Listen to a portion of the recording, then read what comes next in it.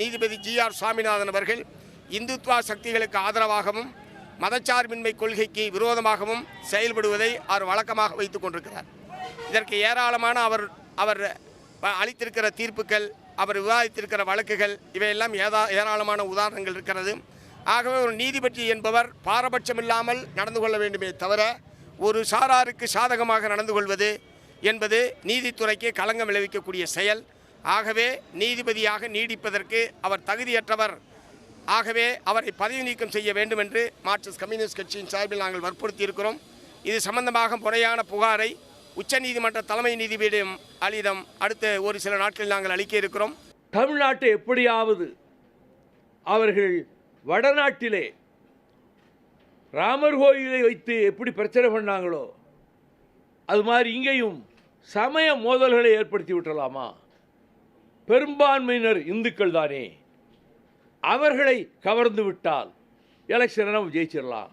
இந்த திட்டமிட்டு கொண்டு திராவிட பூமியாகிய, சமத்துவ பூமியாகிய, மனிதாபிமானமும் சகோதரத்துவத்தையும் ஆயிரக்கணக்கான ஆண்டுகளாக பாதுகாத்து வருகிற தமிழ்நாட்டில் அவர்கள் பிரவேசித்து விடலாம் என்று முனைகிறார்கள்.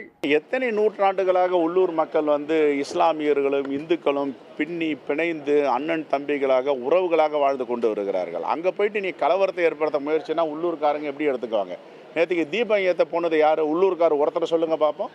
எல்லாம் வெளி மாநிலங்களிலிருந்து இம்போர்ட் பண்ணுறாங்க. பொது அமைதிக்கும் மத நல்லிணக்கத்திற்கும் இடையூறு வருகின்ற விதமாக எந்த ஒரு அரசியல் கட்சியோ இல்லை அமைப்போ செயல்படக்கூடாது என்பதுதான் அனைத்து தமிழ்நாட்டு மக்களின் விருப்பமும். ஏனென்றால் தமிழ்நாடு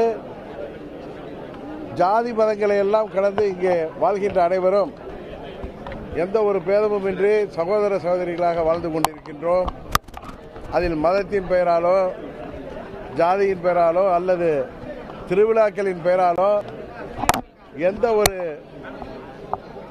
இடைஞ்சலையும் யாரும் ஏற்படுத்துவதை தயவு செய்து தவிர்த்து விட வேண்டும். தமிழ்நாட்டு மக்கள் இது போன்ற அரசியலை உறுதியாக ஏற்க மாட்டார்கள்.